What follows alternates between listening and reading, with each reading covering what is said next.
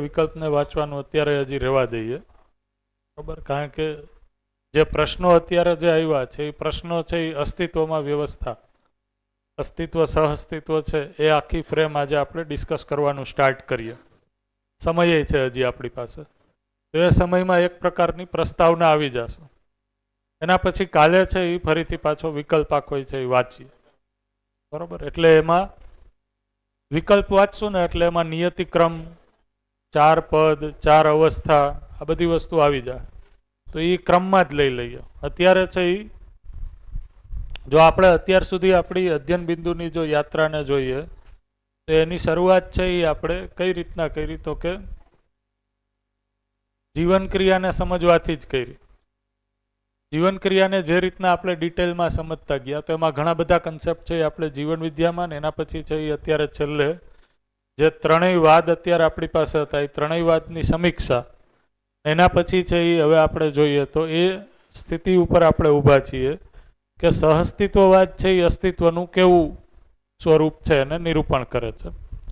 તો આમાં આપણે છે એ, કારણ કે પરિચય શિબિરમાં તમે જે રીતના સમજ્યા છો એના આધારે જ્યાં જ્યાં તમને એવું લાગે કે સ્ટોપ કરવાની જરૂર છે થોડીક ડિટેલ, તો મને કહેજો. બાકી છે એ હું મારી રીતના થોડીક સ્પીડમાં જ આપણે છે એ લઈએ.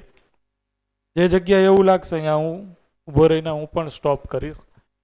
તો સહઅસ્તિત્વવાદ પ્રમાણે આ અસ્તિત્વ સમગ્ર છે એ અસ્તિત્વ છે એ સહઅસ્તિત્વ સ્વરૂપે જ છે.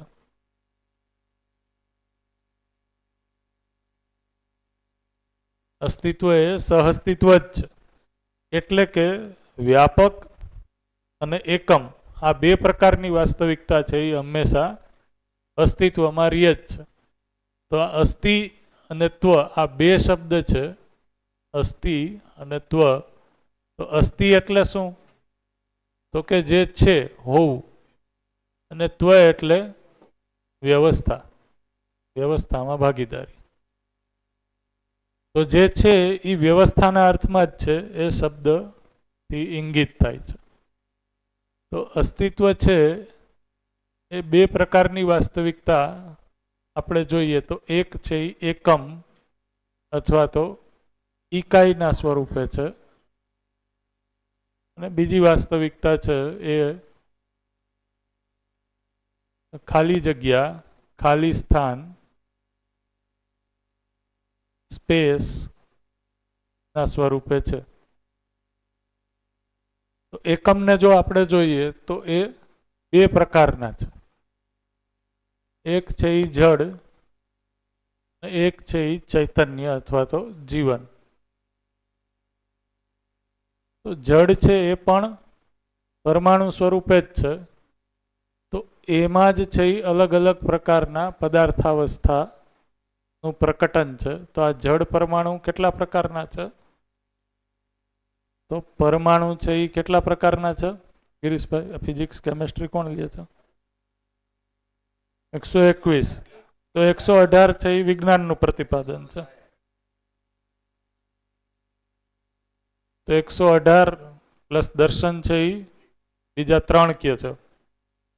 એમાં ચૈતન્ય પરમાણુ છે એ આવી ગયો. પરમાણુ છે એ ટોટલ આટલા પ્રજાતિના છે.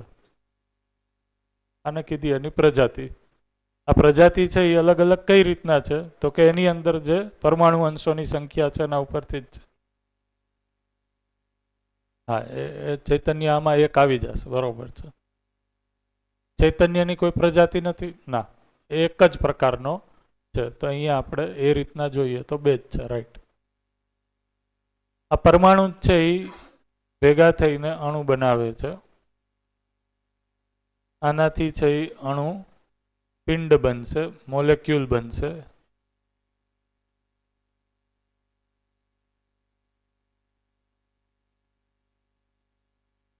તો આ છે એ પદાર્થાવસ્થાનો વૈભવ છે. જ્યારે આની અંદર છે એ નિશ્ચિત તાપ, દાબ અને ધ્વનિ સાથે બરોબર સ્પંદનશીલતા આવી જાય છે, તો ત્યારે છે એ આના પછીનો સંસાર, રાસાયણિક સંસાર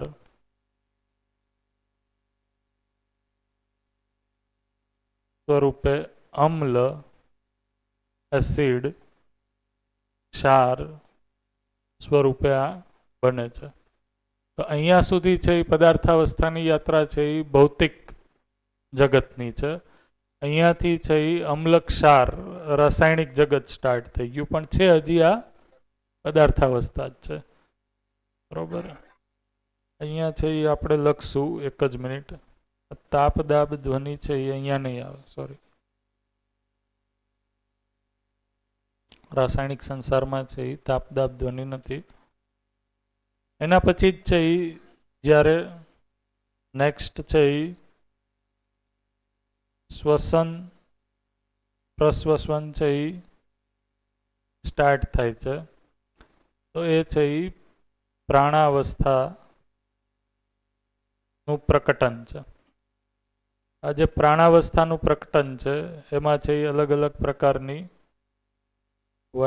વનસ્પતિ, વૃક્ષ વગેરે છે એ બધું આવી જશે. પ્રાણાવસ્થા પછી જ એમાં છે એ આગળ જીવાવસ્થાના અલગ અલગ શરીર છે એ પ્રકટન ક્રમમાં છે. આ હજી વધારે છે એ સમૃદ્ધ શરીર રચના બનાવે છે. એને કીધું માનવ શરીર. તો માનવ શરીર છે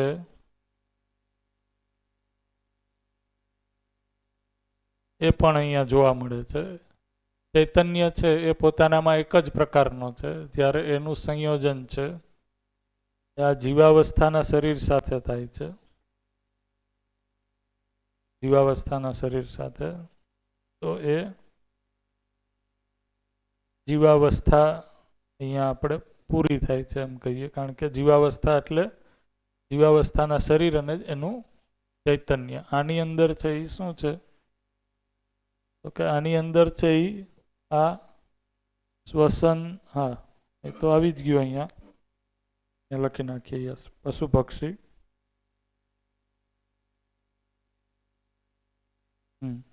શરીર. તો શ્વસન પ્રશ્વસન તો છે જ, સાથે સાથે છે એમાં જીવનની અંદર જીવવાની આશા પણ છે. તો શરીરને બનાવી રાખવાની આશા સાથે છે.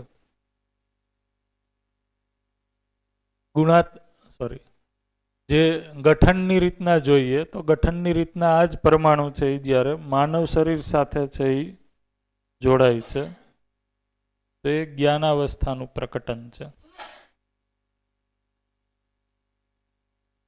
તો એની અંદર આ ઉપરનું બધું છે, શ્વસન પ્રશ્વસન પુષ્ટિ, એ તો છે જ. સાથે સાથે છે એ સુખ અથવા તો નિરંતર સુખપૂર્વક જીવવાની આશા સાથે એ છે. તો આ રીતના આપણે જોઈએ તો જે અવસ્થાઓ છે એ અવસ્થાઓ અહીંયા જોઈએ તો એક પદાર્થાવસ્થા, બરાબર, પ્રાણાવસ્થા, જીવાવસ્થા અને જ્ઞાનાવસ્થાનું પ્રકટન છે. રાઈટ. તો આ એક જે સંસારમાં એક જે ગતિ અથવા તો વિકાસની યાત્રા જોવા મળે છે, વિકાસ ક્રમ એ જ રીતના છે. એ ખાલી સ્થાન છે, એની અંદર એની કોઈ પ્રજાતિ કે એનો કોઈ પ્રકાર કે એવું કાંઈ જોવા મળે છે? તો કે એ તો કાંઈ નથી. તો એકમ છે એ એવી વાસ્તવિકતા છે જેનું કાંઈ આકાર છે, સીમા છે. તો આ સીમા સહિત છે. આની અંદર છે એ ક્રિયા જોવા મળે છે, તો આ ક્રિયા સાથે છે, એકમ છે. એની સામે આપણે જોઈએ તો જે ખાલી સ્થાન છે, સ્પેસ છે, એ પોતાનામાં કોઈ ક્રિયા નથી, એટલા માટે એનું નામ છે એ ક્રિયા શૂન્ય છે. એ કોઈ ક્રિયા કરતું નથી, કારણ કે ઇકાઈ એટલે ક્રિયા. ઇકાઈ એટલે ક્રિયા. તો આ કોઈ ઇકાઈ નથી, એકમ નથી, એટલા માટે આની અંદર કોઈ ક્રિયા નથી. એ ક્રિયા શૂન્ય છે. તો આ બેયની આપણે મધ્યમાં લઈએ તો અહીંયા આપણે લખી શકીએ કે સમગ્ર જડ ચેતન પ્રકૃતિ એ આ સ્પેસમાં અથવા તો આનું બીજું નામ છે એ વ્યાપક કીધું. શું કામ? તો કે આનો વ્યાપ છે એ કોઈ સીમામાં છે તો કે નથી, અસીમ છે, એની કોઈ બાઉન્ડ્રી નથી. એટલા માટે એ સર્વ સ્થાન ઉપર અમાપ વ્યાપક હોવાથી એનું એક નામ છે એ વ્યાપક પણ કીધું. તો સમગ્ર જડ ચેતન પ્રકૃતિ આ વ્યાપકમાં રહેવા માત્રથી ક્રિયાશીલ છે, પ્રકટન છે, ઊર્જા સંપન્ન છે.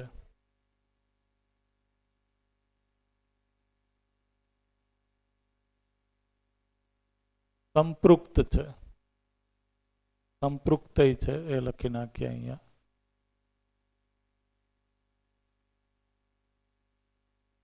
તો સંપૃક્ત છે એને કઈ રીતના કીધું? તો કે આ વ્યાપક છે એ એકમ અથવા તો ઇકાઈની આરપાર છે, ઇકાઈની વચ્ચે પણ છે. તો એટલા માટે એને પારદર્શી અને પારગામી કીધું. આ ખ્યાલ આવ્યો? એવી જ રીતના છે આ એકમની આરપાર હોવાથી એની અંદર સુધી છે. એટલા માટે એનું એક નામ એ અંતર્યામી પણ છે. એ ઇકાઈની આરપાર છે, અંદર પણ છે, અંદરની ક્રિયાનો પણ એ દ્રષ્ટા છે. એ અર્થમાં એ અંતર્યામી છે. એટલે આત્મા, આ આત્મા પોતે જ છે એમ કહીએ. ખાલી સ્થાને આત્મા નથી. હા, અંતરનો દ્રષ્ટા એટલે અંદર શું ચાલે છે એ અર્થમાં. દ્રષ્ટા એટલે આત્મા એ શબ્દના અર્થમાં નથી.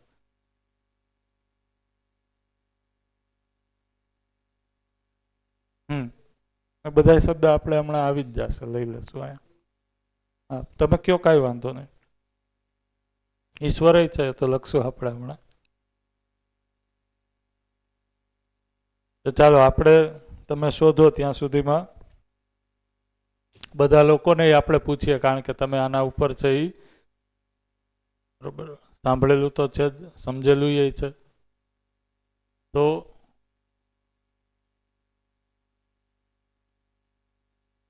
અચ્છા, એને અહીંયા લેવા છે, એને આપણે લેશું, કાંઈ વાંધો નહીં. યસ, પારદર્શી અને પારગામી કઈ રીતના છે એ કઈ રીતના સમજશો તમારામાંથી જે લોકોએ શિબિરમાં જેટલું સમજ્યું એના આધારે કયો છે. વ્યાપક છે એ પારદર્શી છે કઈ રીતના, અને પારગામી છે તો એ કઈ રીતના?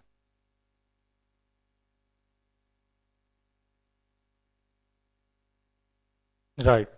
તો વચ્ચે કંઈ નથી એ અર્થમાં પારદર્શી છે. તો વ્યાપક છે એ સંપૂર્ણ રીતના ટ્રાન્સપરન્ટ છે, જેથી કરીને ઇકાઈ એકબીજાની ઉપર પ્રતિબિંબિત છે, પ્રકાશિત છે. ઇકાઈ છે એ એકબીજાને જોઈ શકે છે, કારણ કે વ્યાપકનો કોઈ કલર નથી. તો એમાં જે કલર નાખીએ એ કલરનું એ થઈ જાય છે. તો સંપૂર્ણ પારદર્શી મટીરિયલ છે અથવા વાસ્તવિકતા છે, મટીરિયલ નહીં, એ શું છે તો કે એ વ્યાપક છે.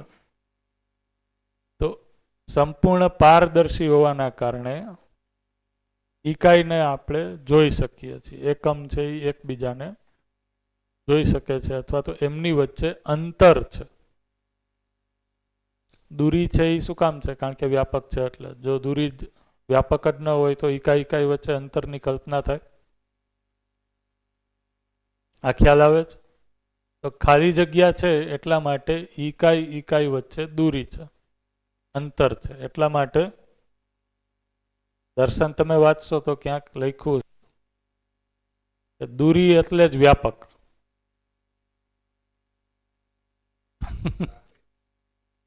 હે હા, એકબીજા સાથે એટલું જોડાયેલું નથી કે બે વચ્ચે કોઈ જગ્યા જ નથી. બે વચ્ચે જગ્યા હંમેશા બનેલી રહે છે. પરમાણુમાંય તમે જુઓ તો પરમાણુની સંરચનામાં એવું કહે છે કે 99.9% છે એ તો ખાલી જગ્યા છે. 0.01% છે એ જ મેટર છે, મટીરિયલ છે. કારણ કે ન્યુક્લિયસથી લઈ અને પેલી ઓર્બિટ છે એની વચ્ચેની ખાલી જગ્યા જો માપીએ તો એની એનાલોજી છે એ ફૂટબોલના મેદાન સાથે આપણે કરી શકીએ. એમ કહે છે કે ફૂટબોલના મેદાનમાં તમે બોલપેનથી એના સેન્ટરમાં એક ટપકું મૂકો અને એના સેન્ટરથી બહાર છે એ છેલ્લે સુધી જાઓ. એ બે વચ્ચે જે અંતર છે એટલું અંતર છે એ પરમાણુમાં ખાલી જગ્યા છે. મટીરિયલ છે એ તો 0.01% જ છે. તો વચ્ચે છે એ મેં સર્ચ કર્યું હતું તો હાઇડ્રોજનના એટમ માટે એ રીતના લખ્યું હતું કે 99.9% તો છે એ એમ્પ્ટીનેસ છે, ખાલી જગ્યા છે. વ્યાપક તો શબ્દ છે એ યુઝ નથી કરતા, પણ એમ્પ્ટીનેસ એમ કહે છે, એમ્પ્ટી છે, ખાલી છે. તો વધારે છે એ જો આપણે કમ્પેર કરીએ પ્રકૃતિમાં તો ખાલી જગ્યા છે કે એકમ છે? તો ખાલી જગ્યા છે એ વધારે છે. પરમાણુમાં પણ ખાલી જગ્યા વધારે છે. તો એકમ એકમ વચ્ચે છે એ પ્રસ્તુત છે એટલા માટે પારદર્શી છે. પારગામી કઈ રીતના છે?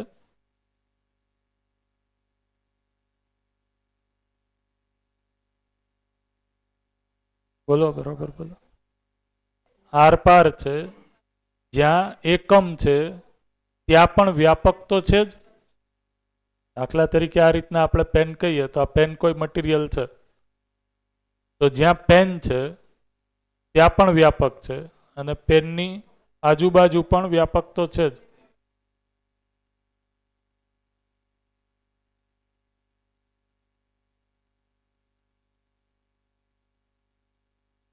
એ પારદર્શીના કારણે છે.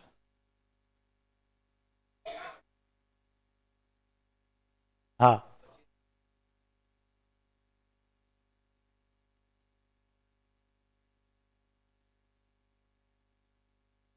રાઈટ. તો જે અંદર છે બહાર પણ છે એને કીધું પારગામી છે. તો આર પારે છે. એ રીતના કરીએ કે જો આને આપણે પરમાણુના લેવલ ઉપર જોઈએ તો જે જગ્યાએ પરમાણુમાં પરમાણુ અંશો છે, કલ્પના કરો પરમાણુ અંશ જે જગ્યાએ છે ત્યાં પણ વ્યાપક તો આરપાર છે જ. બરોબર, જે સાહેબે કીધું એમ બોલની આજુબાજુ તો વ્યાપક છે જ.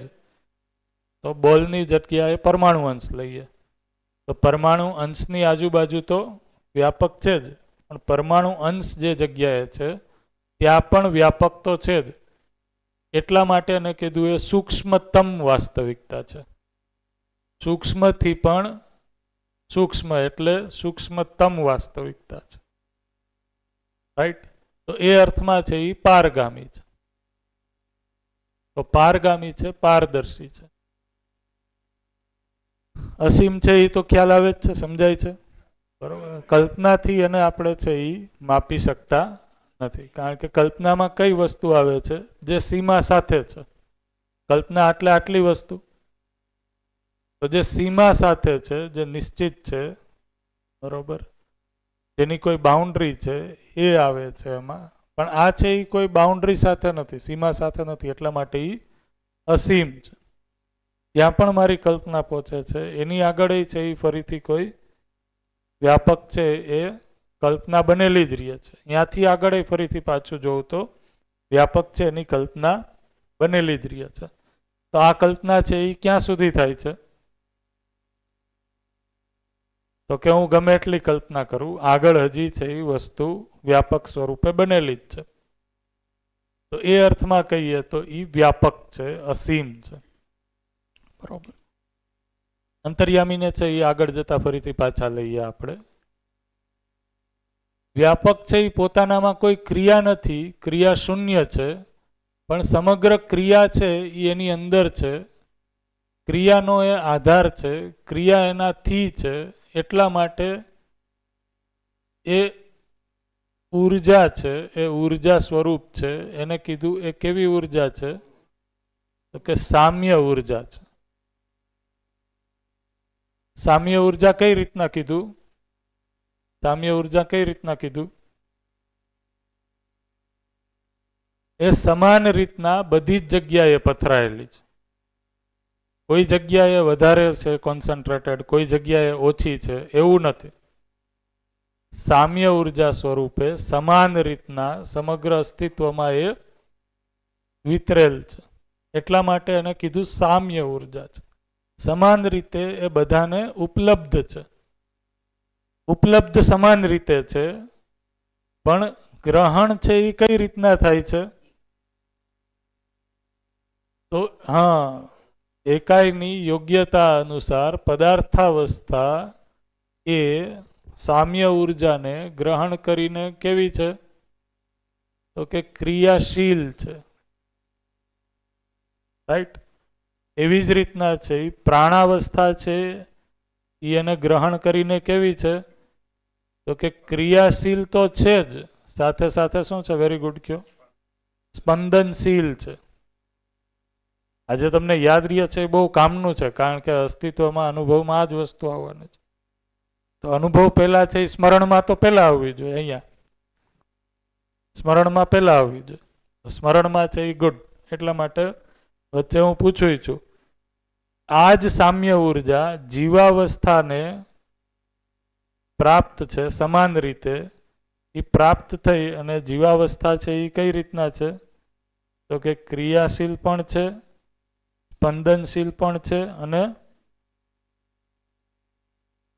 કારણ કે આની અંદર છે એ ચૈતન્ય પરમાણુ છે. આ ચૈતન્ય પરમાણુ છે એ એને મેળવીને જીવવાની આશા સાથે છે. જીવવાની આશા સાથે આશા સંપન્ન છે. હા, કારણ કે આ સંપૃક્તતાને ક્યાંય આપણે છે એ સંપૃક્તતાથી રિક્ત મુક્ત કોઈ ઇકાઈ નથી, એ રીતના દર્શનમાં કીધું. આને છે એ આપણે એ રીતના લખી શકીએ, જો આપણે વેરિએશન ગોતીએ તો એક કીધું ઇકાઈ અને એક કીધું વ્યાપક. તો પોસિબિલિટી આપણે ગોતીએ તો આ પોસિબિલિટી તો દેખાય છે કે ઇકાઈ અને વ્યાપક હંમેશા એકબીજા સાથે સંપૃક્ત છે જ. તો આ પોસિબિલિટી છે. બીજી પોસિબિલિટી શું છે? તો કે ઇકાઈ નથી પણ વ્યાપક હોય કોઈ જગ્યાએ. આ પોસિબિલિટી એ હોઈ શકે? તો આ પોસિબિલિટી એ છે. એવી જ રીતના છે એ એક પોસિબિલિટી આપણે આ કહીએ શકીએ કે ઇકાઈ છે પણ વ્યાપક નથી, નો કહી શકીએ? તો આવી પોસિબિલિટી નથી. આને જ કીધું, તમે કીધું એમ કે ઇકાઈ વ્યાપકથી રિક્ત મુક્ત કોઈ ઇકાઈ નથી. અને ચોથી પોસિબિલિટી તો નથી જ. આ કલ્પનામાં પણ આવતું એટલા માટે નથી. કલ્પનામાં આવે છે કે એકમય ન હોય ને વ્યાપકય ન હોય? નહીં આવે, કારણ કે કલ્પના કરવા વાળો વ્યક્તિ તો મિનિમમ હશે જ. તો એ એકમ થઈ ગયો, બરોબર, એ ઇકાઈ થઈ ગયું. તો આ રીતના છે એ પોસિબિલિટી આ બે જ બને છે. તો કોઈ એવું સ્થાન કે કોઈ એવું સમય નથી કે જ્યાં વ્યાપક નથી, પણ કોઈ એવું સ્થાન છે જ્યાં ઇકાઈ નથી અને વ્યાપક છે. રાઈટ? ક્લિયર? પણ કોઈ એવો સમય છે કે જ્યાં વ્યાપક નથી અને ઇકાઈ છે? કોઈ એવો સમય છે કે જ્યાં વ્યાપક નથી અને ઇકાઈ છે? તો એવો સમયય નથી, કાલય નથી. એને કીધું કે વ્યાપક અને ઇકાઈ છે એ નિત્ય વર્તમાન છે એના માટે એક એનું નામ કીધું એ નિત્ય છે. એવો કોઈ કાલખંડ નથી કે જ્યાં વ્યાપક અને એકમ નથી. તો જીવાવસ્થા એને મેળવીને છે એ આ સાથે છે. એવી જ રીતના પ્રાણાવસ્થા એને મેળવીને આજે અહીંયા લખ્યું છે એ જ થશે, સુખપૂર્વક જીવવાની આશા સાથે છે. તો એકમની જે પાત્રતા છે એ પાત્રતા પ્રમાણે આ સામ્ય ઉર્જા છે એને ઉપલબ્ધ છે. આને આપણે એ રીતના કહી શકીએ, પ્રશ્ન આવ્યો તો એને આપણે એડ્રેસ કરીએ કે જડ સંસાર વ્યાપક ના સહઅસ્તિત્વપૂર્વક અથવા તો સંપૃક્તતાપૂર્વક જડ પરમાણુ છે એ ક્રિયાશીલ છે અને એનું એક્સપ્રેશન છે એ તાપ, દાબ અને ધ્વનિ સ્વરૂપે છે. જડ પરમાણુ, અહીંયા સંસારની બદલે હું પરમાણુ લખું છું અત્યારે. એવી જ રીતના બીજો પ્રકારનો પરમાણુ છે એ ચૈતન્ય પરમાણુ છે. એટલે ભેજ, સોરી, અહીંયા છે એ તો તાપ, દાબ અને ધ્વનિ જ આવશે, રાઈટ. અહીંયા તો તાપ, દાબ, ધ્વનિ જ આવશે. તાપ, દાબ, નમી છે અહીંયા આવશે. ક્યાં ગયું? અહીંયા હતું હમણાં આપણે પ્રાણાવસ્થામાં લખ્યું હતું. ભેજ પ્રાણાવસ્થાના પ્રકટન માટે.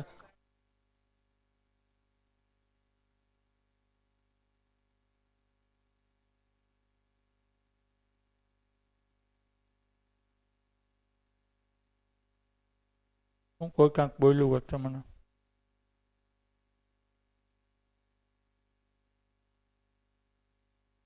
ગતિ તરંગ દબાવ અહીંયા કયો છો? હા, ઓકે. એવી જ રીતના ચૈતન્ય પરમાણુ છે એ આના સહઅસ્તિત્વમાં આ જે છે એનું રૂપાંતર છે એ શેમાં થાય છે? તો કે આશા, વિચાર અને ઈચ્છા સાથે છે. તો આ ગુણાત્મક પરિમાર્જન થઈ ગયું આશા, વિચાર, ઈચ્છામાં. કારણ કે પરમાણુ છે એ સહઅસ્તિત્વના કારણે છે એ શું છે? તો કે એની અંદર એક નિશ્ચિત પ્રકારનો તાપ છે. એની અંદર જે શ્રમ ગતિ પરિણામ છે એના કારણે એક ધ્વનિ, અવાજ છે. એક નિશ્ચિત પ્રકારની ફ્રીક્વન્સી હરેક પરમાણુની છે. જે ભૌતિક વિજ્ઞાન છે એ અત્યારે કોઈ પણ પરમાણુનું કયા પ્રકારનો છે એની આ ફ્રીક્વન્સી અથવા તો આ ધ્વનિની જે ફ્રીક્વન્સી છે એના ઉપરથી જ આઈડેન્ટિફાય કરે છે. આમાં જે બધું વચ્ચે બોલ્યા ને એ લગભગ આવે છે. એકવાર ચેક કરો તો.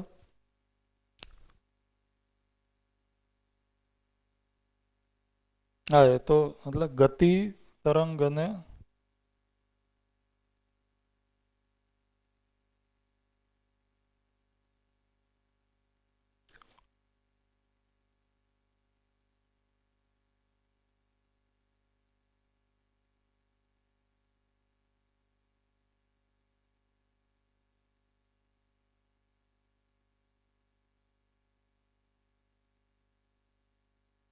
ગતિ તો આવે જ છે, એ બરોબર છે.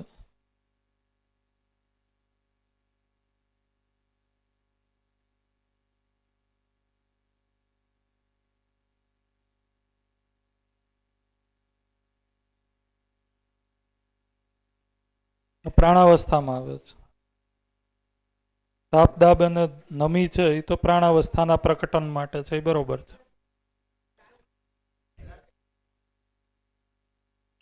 માનવ વ્યવહાર દર્શનમાં છે, ભૌતિકવાદમાં છે, બેમાં છે.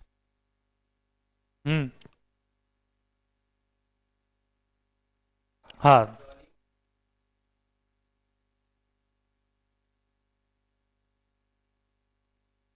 ગતિ, તરંગ અને વિદ્યુત.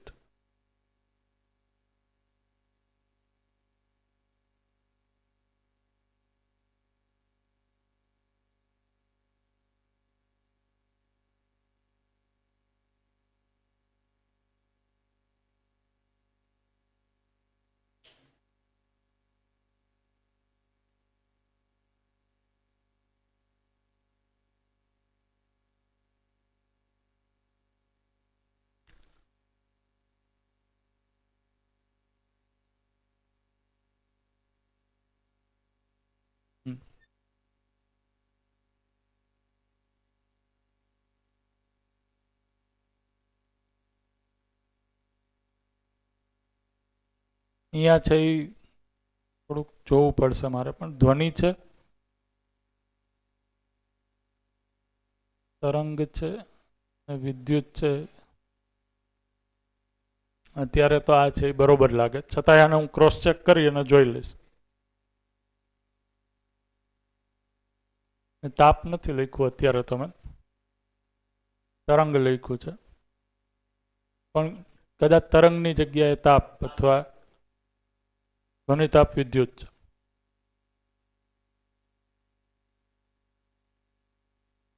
ધ્વનિતાપ અને વિદ્યુત છે, આટલી વસ્તુ છે. તો આ ધ્વનિતાપ અને વિદ્યુત છે એનું જ છે એ પરિમાર્જિત સ્વરૂપ છે એ ચૈતન્ય પરમાણુમાં આશા, વિચાર અને ઈચ્છા સ્વરૂપે છે. તો એ વ્યાપકમાં જ સંપૃક્તતા હોવાના કારણે ચૈતન્ય પરમાણુ જે જડ પરમાણુમાંથી જ પરિમાર્જિત થઈને બન્યો છે, એનું એક્સપ્રેશન છે એ જે ભૌતિક પરમાણુ છે એના કરતાં તદ્દન અલગ આશા, વિચાર અને ઈચ્છા સ્વરૂપે છે. આશા, વિચાર અને ઈચ્છા સ્વરૂપે છે. એટલા માટે તમે જે કહેતા હતા ભાવેશ સર કે એકચ્યુઅલમાં આ જે પરમાણુ છે એની કેરેક્ટરિસ્ટિક, જડ પરમાણુની કેરેક્ટરિસ્ટિક છે એ કેવી છે? તો એ ધ્વનિતાપ વિદ્યુત પૂર્વક ભૌતિક છે, બરોબર. પણ જીવન પરમાણુ છે એ પોતાનામાં, એટલા માટે આને છે એ ચૈતન્ય પરમાણુને છે એ ગઠનશીલ પરમાણુ પણ કીધો, સોરી ગઠન પૂર્ણ પરમાણુ પણ કીધો. અને આ છે એ કેવા છે? જડ પરમાણુ બધા છે એ ગઠનશીલ. એટલા માટે ગઠનશીલ એટલે શું? તો કે એના ગઠનમાં છે એ કોઈ ચેન્જ આવી શકે છે. પરમાણુ અંશોની છે એ લેનદેન થઈ શકે છે. આમાં ગઠનપૂર્ણ પરમાણુ છે એ ભૌતિક ક્રિયાથી મુક્ત છે. તો આમાં છે એ કોઈ પરમાણુ અંશ છે એ હવે બહાર કે અંદર નહીં જાય. તો એને કીધું એ ગઠનની દ્રષ્ટિએ, ભૌતિક દ્રષ્ટિએ ગઠન પૂર્ણ છે. એટલા માટે આ ચૈતન્ય પરમાણુ ઉપર કોઈ ભૌતિક ક્રિયાની અસર નહીં થાય, બરોબર. કારણ કે એની સંપૂર્ણ પ્રોપર્ટી છે એ જે ભૌતિક પ્રોપર્ટી હતી એમાંથી પરિમાર્જિત થઈ અને ચૈતન્ય પ્રોપર્ટી સાથે, એટલે કે આશા, વિચાર અને ઈચ્છા સાથે આવી ગયો. હવે આ બચાવવું થોડુંક છે એ અઘરું છે, કારણ કે આપણે જોઈએ તો કોઈ પણ અવસ્થામાં એની પહેલાની અવસ્થાનું જે છે એ એક પ્રકારનું ઇનપુટ છે એ બનેલું છે. પણ આ છે એ એક પ્રકારનું ટ્રાન્સફોર્મેશન છે, સંક્રમણ છે. તો એના માટે દર્શનમાં એક સૂચના છે કે સંક્રમણ એ એવી પાતળી ભેદરેખા છે કે એના પૂર્વથી એનું પરરૂપ છે એ સંપૂર્ણ રીતના અલગ છે. એટલે એના ગુણધર્મ અને કેરેક્ટરિસ્ટિક છે એ બદલી જાય છે. તો જડ પરમાણુમાં વ્યાપકના સહઅસ્તિત્વમાં જે તાપ, ધ્વનિ અને વિદ્યુત હતું એનું એક્સપ્રેશન, ગોઈતું તમે કાંઈ કહેવું જ બોલી જાઓ ને, એમાંથી જ બોલી જાઓ. તાપ, ધ્વનિ, વિદ્યુત છે ને?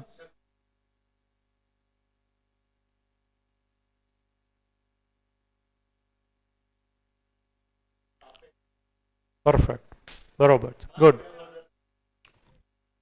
તાપ, ધ્વનિ અને વિદ્યુત. હા, એમાં તો સાપેક્ષ ઉર્જા જડ પરમાણુમાં છે જ, પદાર્થ છે એટલે.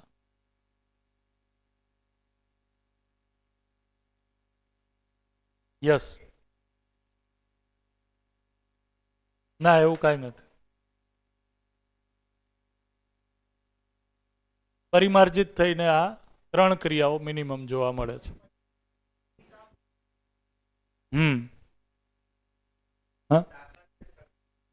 આ શક્તિ જ છે. આ જે છે એ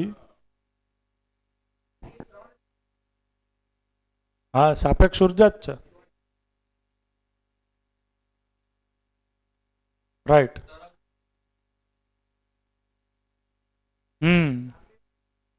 એટલા માટે સવારે પ્રશ્ન હતો ને, હવે આપણે આવશે. તો આ જે છે એ એકમમાંથી, બોલો.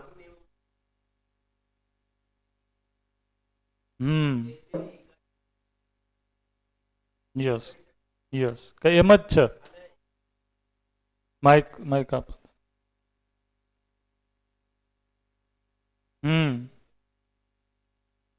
સ્પેક્ટ્રમ અલગ આવે. એ શેના કારણે? આના કારણે જ. હોય ને દરેકના ચુંબક અલગ અલગ છે. કોઈ પણ પરમાણુ લો તમે. રાઈટ. એ જ છે, એ જ આમાં લખ્યું છે. એટલે એ જ આપણે હમણાં ચર્ચા કરવાના હતા કે જે જળ પરમાણુ છે એની અંદર જે છે એ સાપેક્ષ ઉર્જા છે, એ તાપ, ધ્વનિ અને વિદ્યુત સ્વરૂપે છે. એટલે જળ પરમાણુ રચિત જેટલી પણ ઉર્જાઓ છે, આ બધી ઉર્જાઓ છે એને એક નામ આપ્યું કે આ સાપેક્ષ ઉર્જા છે. તો સાપેક્ષ ઉર્જા એટલે કોઈ એકમના રેફરન્સમાં ઉર્જા છે. આ છે એ કોઈના સાપેક્ષમાં નથી, એટલે એક નામ એનું છે એ નિરપેક્ષ પણ છે. સામ્ય ઉર્જા છે એવી રીતના નિરપેક્ષ ઉર્જા પણ છે.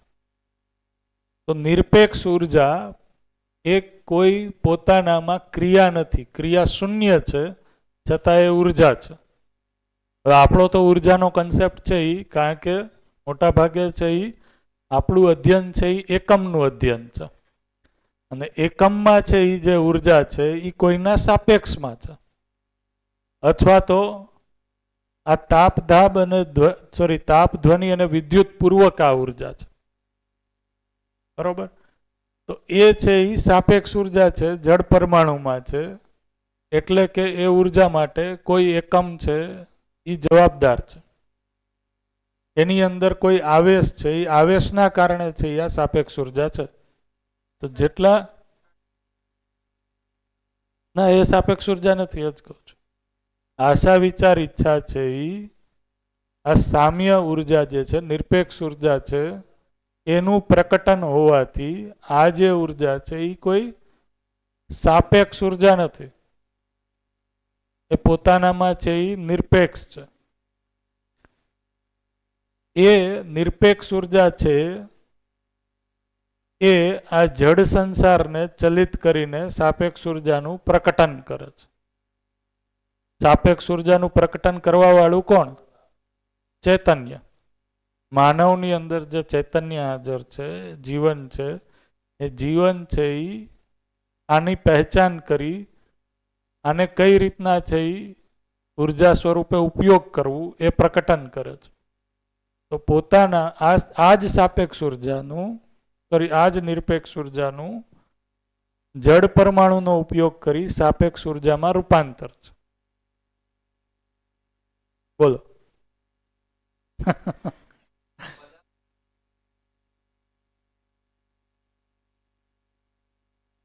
સાપેક્ષ ઉર્જા, યસ યસ, નિરપેક્ષ.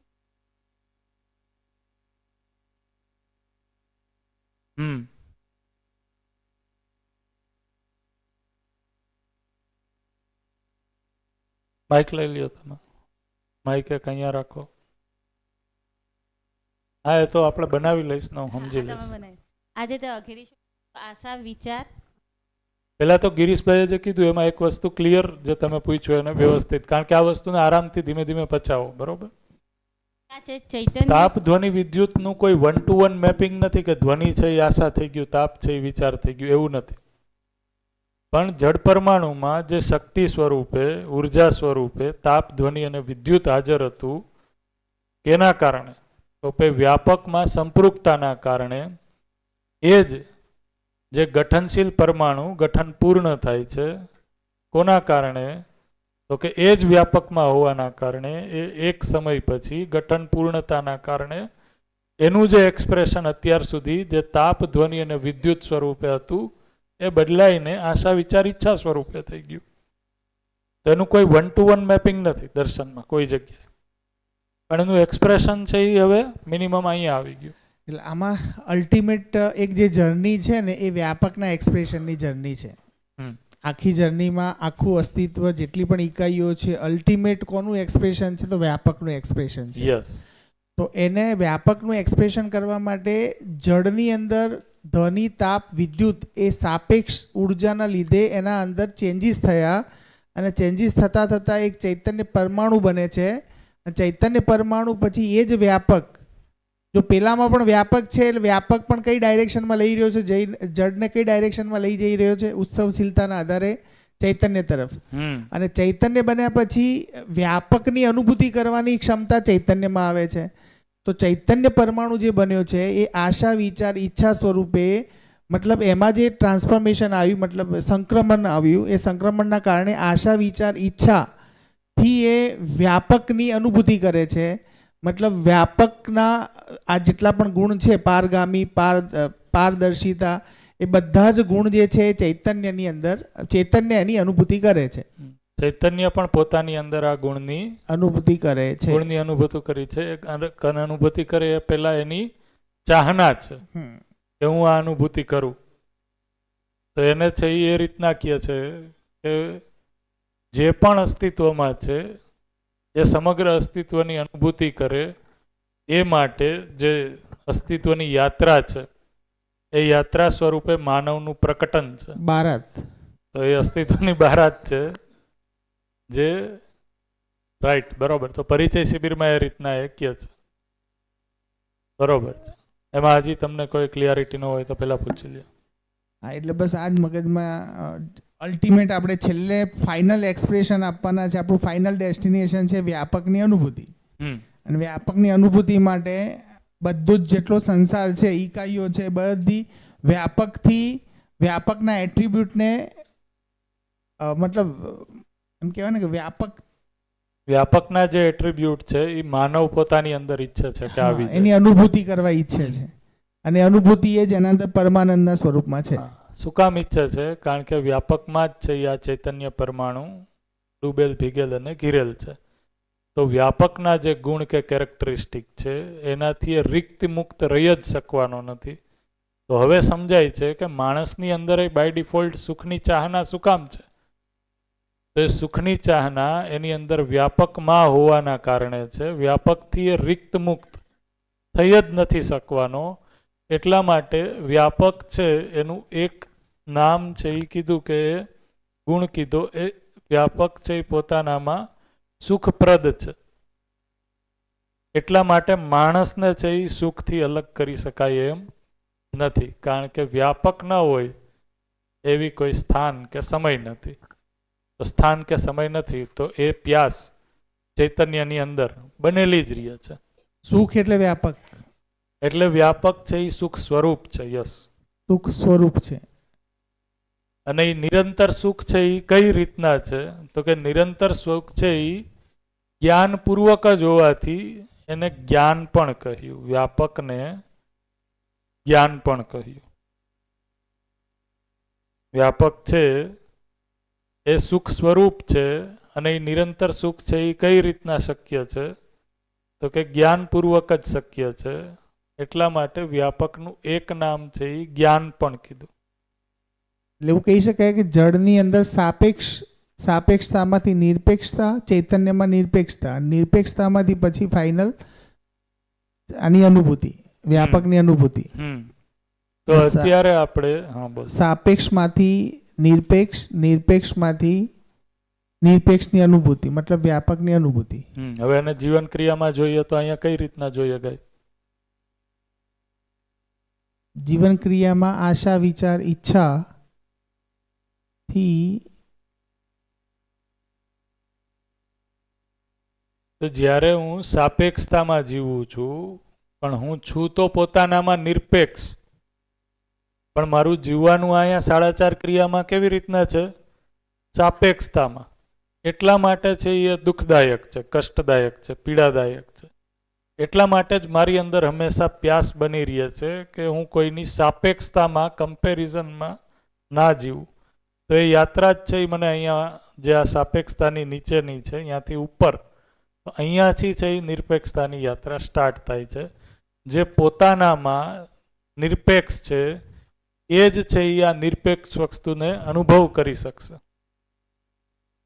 તો એટલા માટે જ્યારે આપણે વ્યાપકની કલ્પના કરીએ છીએ તો એ કલ્પનાશીલતામાં એટલા માટે નથી આવતું કારણ કે કલ્પનાશીલતા પોતાનામાં છે એ સાપેક્ષ છે, સીમિત છે. તો સીમિત વસ્તુથી, કલ્પનાશીલતાથી જ્યારે આપણે કલ્પના કરવા જઈએ છીએ તો વ્યાપક અસીમ છે એ કલ્પનામાં આવે છે. તો એ તર્ક બનેલો જ રહેશે કે હજી આગળ શું હોય છે, અસ્તિત્વનો છેડો શું હોય છે, આગળ ક્યાંક તો પૂરું થતું હોય છે. આ શું કામ પ્રશ્ન બનેલું રહે છે? જ્યાં સુધી હું આ સાપેક્ષતામાં વિચારું છું ત્યાં સુધી આ પ્રશ્ન બનેલો રહે છે, ત્યાં સુધી આ તર્ક બનેલો રહે છે. જ્યારે હું એનાથી પર થઈ અહીંયા પહોંચું છું તો સાપેક્ષતાથી નિરપેક્ષતા તરફ જાઉં છું. એટલા માટે મને એ ઓળખાણ થાય છે કે પહેચાન થાય છે કે અસ્તિત્વમાં કોઈ વસ્તુ એવી છે જે નિરપેક્ષ છે, નિત્ય છે, અસીમ છે, વ્યાપક છે. એની ઓળખ છે એ પણ અહીંયાથી શરૂ થાય. એટલે છેલ્લે પદ મુક્તિ એટલે આવે છે. પદ મુક્તિ વખતે એટલે સાપેક્ષ એટલે શરીરની સાપેક્ષ જાય છે. આ જે 4.5 ક્રિયાઓ શરીરની સાપેક્ષમાં છે. હા, અને સાપેક્ષતામાંથી ધીમે ધીમે નિરપેક્ષતા તરફ જર્ની થાય છે. રાઈટ. અને એમ કરતાં કરતાં જ્યારે પૂર્ણ આત્મબોધ થઈ જાય છે ત્યારે એને પદ મુક્તિ કઈ મતલબ કે પછી એને જીવન ક્રિયાઓ પૂર્ણ થઈ ગયા પછી એ શરીર સાથે રહેવું ના રહેવું એના માટે સ્વતંત્ર છે. હા, શરીર Right. વગર અને શરીર સાથે એ બંને એની ઈચ્છા શક્તિ પ્રમાણે ડિપેન્ડ કરે છે. રાઈટ. તો પછી જીવન અત્યારે બંને સાથે છે, પછી એ એકલું પણ જીવન અસ્તિત્વમાં રહી શકે છે. પેલાય અસ્તિત્વમાં એકલું જીવન તો છે જ. છે પણ એ હજી ભ્રમિત છે. હમ. પેલામાં જાગૃત થયા પછી એની ઈચ્છા શક્તિ પ્રમાણે મતલબ પદ મુક્તિ જે કહીએ છીએ પદ મુક્તિ એટલે શરીર પદમુક્તિ વગરની નહીં.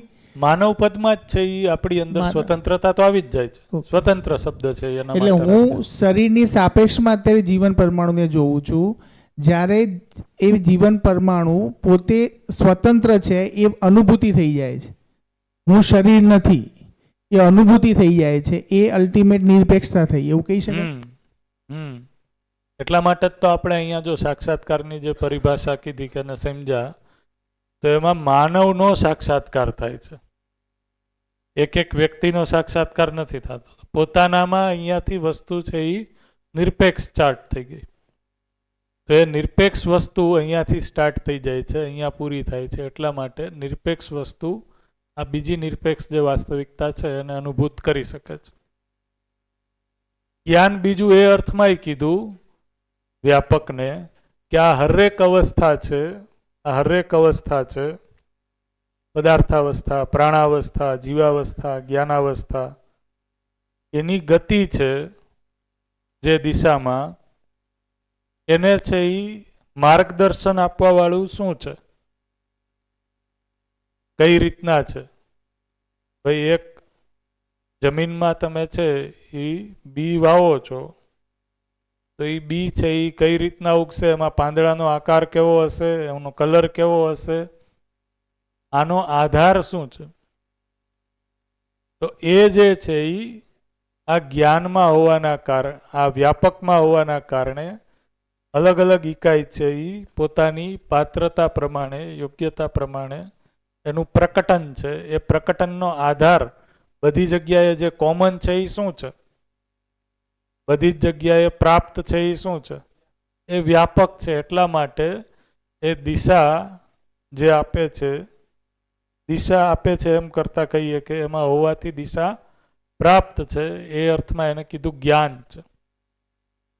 જ્યારે પહેલી વાર છે આ રીતના હું સમજો તો માનવ વ્યવહાર દર્શનમાં વધારે ડિટેલમાં પહેલા જ અધ્યાયમાં સમજો તો જે ફેમસ જે આપણે બોલતા કે આ અસ્તિત્વ કોણે બનાવ્યું હોય છે અને આમાં આટલી જે વૈવિધ્યતા છે એ કોણ નક્કી કરતું હોય છે. સામાન્ય રીતના છે ડે ટુ ડે લેંગ્વેજમાં ઘણી લોકો એ રીતના ફિલોસોફિકલ વાત કરીએ ત્યારે કહેતા હોય કે આ લીમડાના પાંદડા આવી જ રીતના થાય એ કેમ નક્કી થાય છે. તો વ્યાપક જ્ઞાન સ્વરૂપે હરેક જગ્યાએ ઉપલબ્ધ હોવાથી એ કઈ રીતના છે અસ્તિત્વ એને એની પ્રેરણા આપે છે, એ પ્રાપ્ત છે પ્રેરણા હરેક એકમને, ઉર્જા એના માટે ઉપલબ્ધ છે. એટલા માટે એને જ્ઞાન પણ કીધું. એકમ છે એ કયા સ્વરૂપે આગળ વધશે એનું જ્ઞાન છે એ વ્યાપકમાં હોવાથી જ, એટલા માટે એને જ્ઞાન સ્વરૂપ પણ કીધું, જ્ઞાને કીધું. આમાં માનવ આ જે ક્રિયા થઈ જીવન ક્રિયા, સાપેક્ષતા, નિરપેક્ષતા હમ અને પછી તમને પછી વ્યાપકની આપણે લઈએ, તમે કંઈક પૂછતા હતા એને. પછી વ્યાપકની અનુભૂતિ. ક્લિયર? તો હવે એના માટે પછી આ ભાવેશભાઈ તમને પૂછી લઉં તમારો આ જો વસ્તુ પ્રશ્ન હતો. સાધનાથી પણ પોસિબલ થઈ ને, હમ? કારણ કે આમાં સાપેક્ષતાની પરિવાર સ્ટ્રક્ચરની ક્યાં જરૂર છે? એ તો માણસ આજે સાપેક્ષ ગતિ અને પછી નિરપેક્ષ ગતિ જે ખરી અને પછી વ્યાપકની અનુભૂતિ, એના માટે પરિવારના સ્ટ્રક્ચરની શું જરૂર પડી? બેય રસ્તા ઉપલબ્ધ જ છે. ઓકે, સાધનાવાળા રસ્તેથી પણ એ માહિતી તો મળી શકે છે.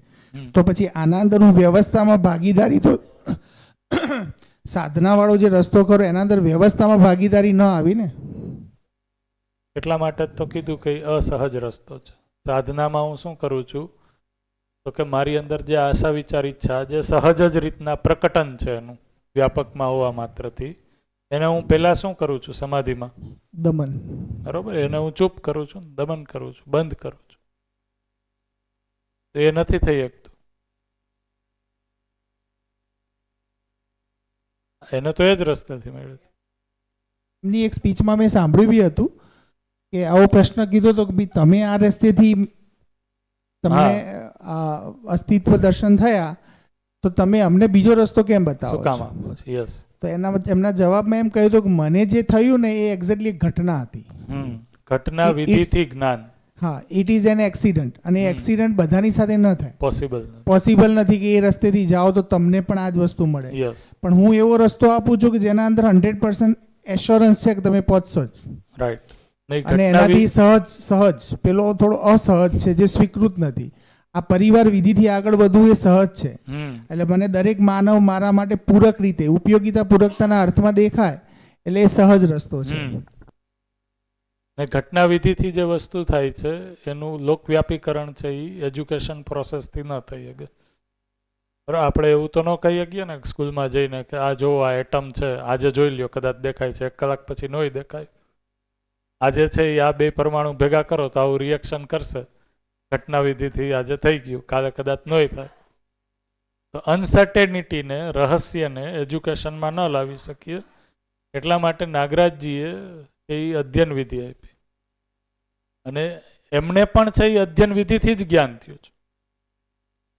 અધ્યયન છે એ એમણે કેમાં કર્યું? સંયમ કાળમાં અસ્તિત્વમાં અધ્યયન કર્યું. તો એ અસ્તિત્વમાં અધ્યયનને ક્યારેક આપણે ફરીથી પાછા મળીએ ત્યારે જોશું તો એને હજારો કોમ્બિનેશન છે એ એમાં અધ્યયનમાં આવ્યા કે વસ્તુ કઈ રીતના હશે. એ હજારો કોમ્બિનેશનના ચિત્રણના સ્વરૂપે કોઈ એક કોમ્બિનેશન છે એ ચિત્રણમાં સ્થિર થયું. પરમાણુની સંરચના આવી જ હોય. તો એ અધ્યયનમાં છે એ તર્ક છે જ, નીચેની આ ક્રિયાઓ ત્યારે ચાલુ જ છે. તો આપણે છે એ જે નાગરાજજીએ અધ્યયન કર્યું એમાં કલ્પનાશીલતાના હજારો કોમ્બિનેશનને ટ્રાયલ એન્ડ એરર મેથડથી એને છે એ કોઈ એક નિષ્કર્ષ કાઢ્યો. હવે એ નિષ્કર્ષ આપણી પાસે સૂચના સ્વરૂપે જે રસ્તો અલ્ટિમેટલી સમાધાન તરફ લઈ જાય છે, ટ્રાયલ એન્ડ એરર નહીં, એ ઉપલબ્ધ જ છે. એટલા માટે આપણે હવે કલ્પનાશીલતાને ટ્રાયલ એન્ડ એરર મેથડથી છે એ નથી યુઝ કરતા. નિશ્ચિત માર્ગદર્શન જે પથ છે એની ઉપર ચાલીને આપણે એને અનુભવ કરીએ છીએ. એટલે આપણી પાસે રસ્તાઓ ઘણા નથી, એક જ છે જ્યારે સહઅસ્તિત્વવાદ પ્રમાણે ચાલીએ. જેમ કે તુલન છે એમાં ક્લિયર હવે કહી દીધું કે ન્યાય દ્રષ્ટિથી આગળ વધશો તો જ આગળ છે એ દ્વાર ઓપન થાય છે. ન્યાય ધર્મ સત્યનું તુલન. યસ, હવે તમે કયો. નિરપેક્ષ ઉર્જાવાળું તમે જે પૂછતા હતા એ ભાવેશભાઈને એકવાર સાંભળી લઈએ.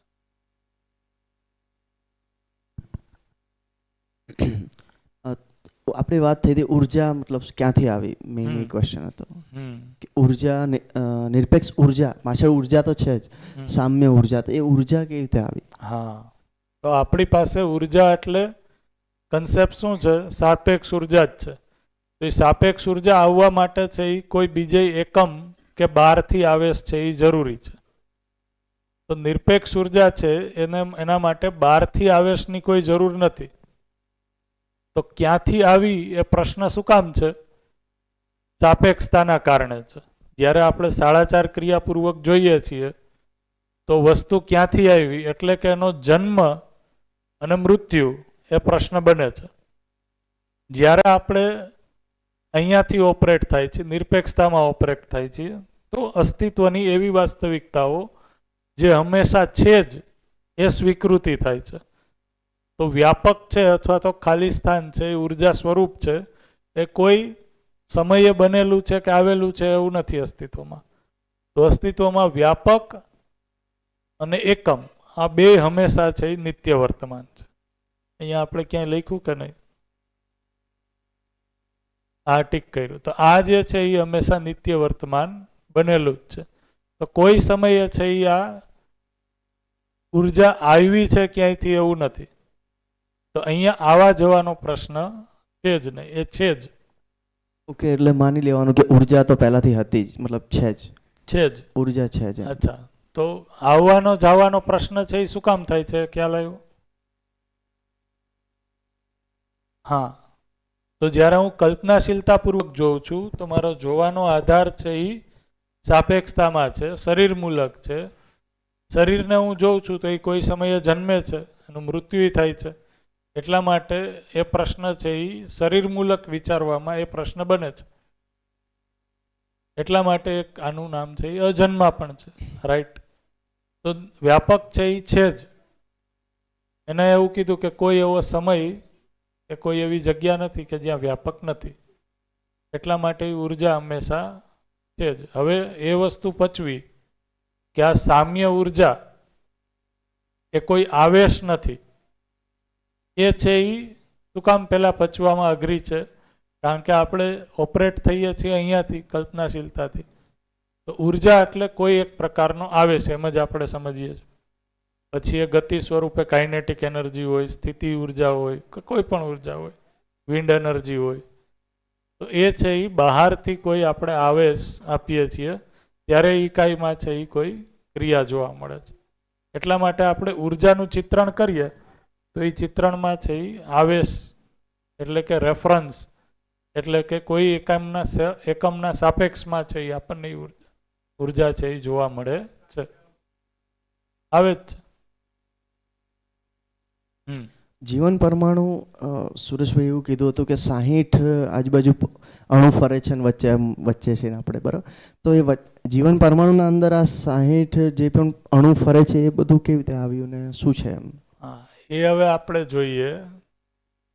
તો જીવન પરમાણુનું, કારણ કે અહીંયા જે આપણે ચૈતન્યની વાત કરી તો એનું ગઠન છે એ કઈ રીતના છે? તો સમગ્ર ભૌતિક જગતમાં જેટલા પણ પ્રજાતિના પરમાણુઓ છે એમાં છે એ સંરચના કેવી રીતે છે? તો કે એક ન્યુક્લિયસમાં છે, બરાબર? અમુક અંશો ન્યુક્લિયસમાં છે અને જેટલા છે ન્યુક્લિયસમાં એટલા જ છે એના ઓર્બિટમાં છે. તો જડ પરમાણુમાં સંરચના એ રીતના છે. ચૈતન્ય પરમાણુમાં કઈ રીતના છે? તો કે ચૈતન્ય પરમાણુમાં છે એ ન્યુક્લિયસમાં એક જ છે અને બહાર છે એ 2, 8, 18, 32 મનથી લઈને અલગ અલગ પરિવેશમાં એ રીતના છે.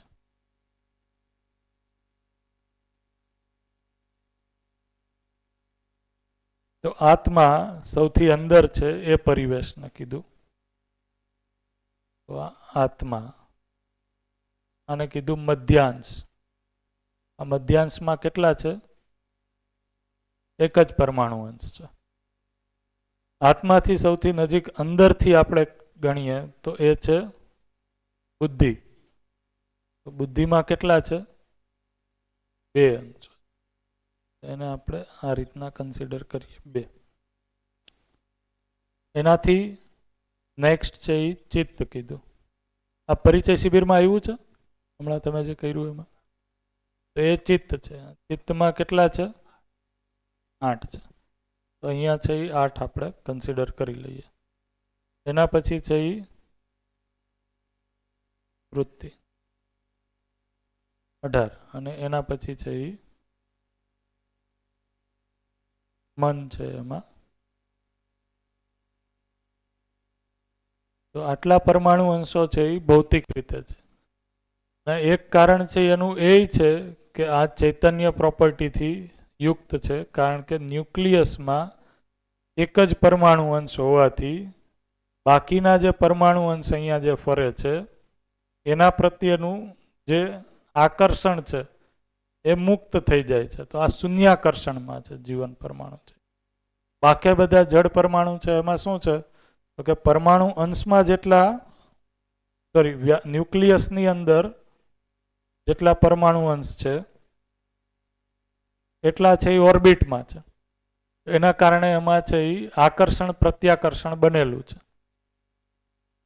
જીવન પરમાણુ છે એમાં આકર્ષણ પ્રત્યાકર્ષણ નથી, એના માટેનો શબ્દ છે શૂન્યાકર્ષણમાં. તો એ શું કામ તો કે જે આ ભૌતિક અથવા તો જડ કેરેક્ટરિસ્ટિક છે એનાથી આ મુક્ત છે. એ મુક્ત એટલા માટે છે કારણ કે એમાં સેન્ટરમાં પણ એક જ છે અને બાર છે આ રીતના 2, 8, 18, 32ની સંરચનામાં જોવા મળે છે. આ મોન્ટેરિયામાં એવું હશે, આજે શિબિર જોઈ તે એમાં આવેલું હતું. હા, એટલા માટે ભાર બંધન અને અણુબંધનથી મુક્ત છે. હા હા, પેલા આ ખ્યાલ આવે છે આટલી વસ્તુ કરી એમાં? ભાર બંધન અણુબંધન મુક્ત.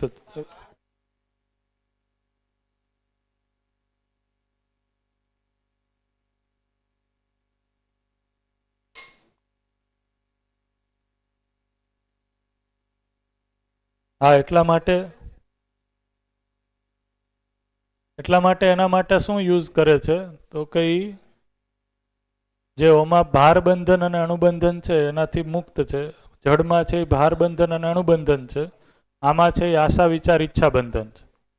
ભ્રમિત સ્થિતિમાં સાળાચાર ક્રિયાપૂર્વક જીવતા અહીંયા આશા બંધન, વિચાર બંધન અને ઈચ્છા બંધન છે.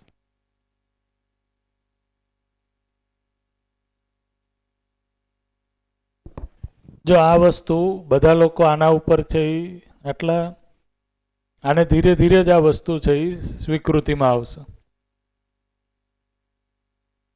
હા, માઇક થયો આના.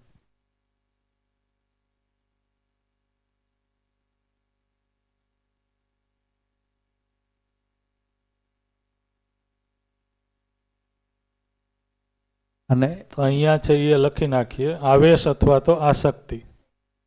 બરોબર? હા, તમે બોલો, વાંધો નહીં.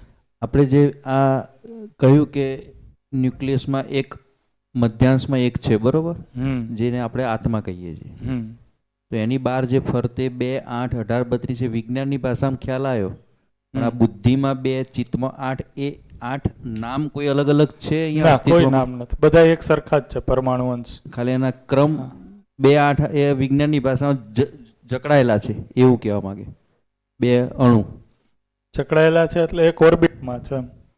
ધારો કે આ બુદ્ધિની ઓર્બિટ છે, એમાં 2 પરમાણુ અંશ છે. જકડાયેલા એટલે નજીક નજીક છે એમ નહીં, પણ આ એક ઓર્બિટ એની ફરતે છે મૂળ. હા, આ ઓર્બિટમાં છે એ 2 છે.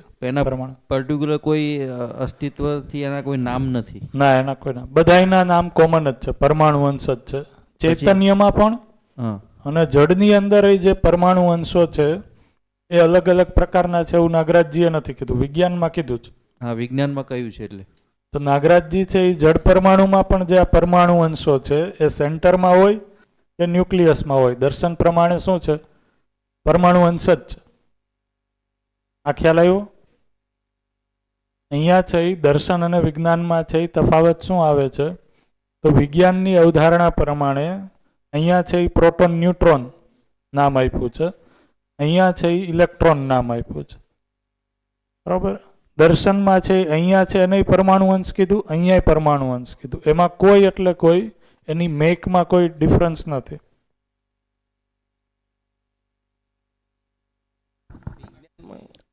ચૈતન્યમાં હા, જનરલી ફિઝિક્સમાં પણ કેમેસ્ટ્રીમાં છે એ 4 ઓર્બિટ પછી 12 છે એ પરમાણુ અંશ છે એ બહિર્ગમિત થાય છે, એનાથી વધારે નથી. પછી અસ્થિર થઈ પરમાણુ રહે ભૌતિક પરમાણુ છે એમાંય. આમાં કેટલી ઓર્બિટ થઈ આપણે જોયું ને, 1, 2, 3 અને 4. તો ભૌતિક પરમાણુમાં પણ 4 થી વધારે ઓર્બિટ વાળા જેટલા પણ તમે જડ પરમાણુ જોશો તો એ પરમાણુ અંશને બહાર બહિર્ગમિત કરતા થઈ જશે. હા, બહાર જવાની પ્રવૃત્તિ એમાં જોવા મળશે. એને એ રીતના કહેવાય કે હવે ન્યુક્લિયસનું જે આકર્ષણ છે એ અહીંયાથી વીક થતું જાય છે. જડ પરમાણુમાં પણ ચૈતન્યમાં એમ જ છે.